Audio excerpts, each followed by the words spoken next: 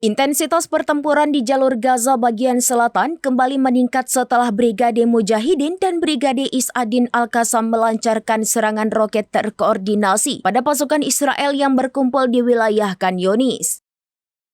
Dalam pernyataan gabungan, kedua faksi pejuang tersebut mengklaim telah menembakkan sejumlah roket kaliber 107 mm yang menargetkan konsentrasi IDF di selatan kota tersebut.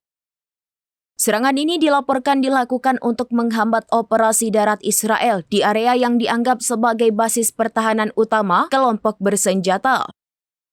Sejauh ini, militer Israel belum merilis konfirmasi spesifik mengenai klaim serangan ini, termasuk rincian kerusakan atau korban yang mungkin ditimbulkan oleh tembakan roket tersebut.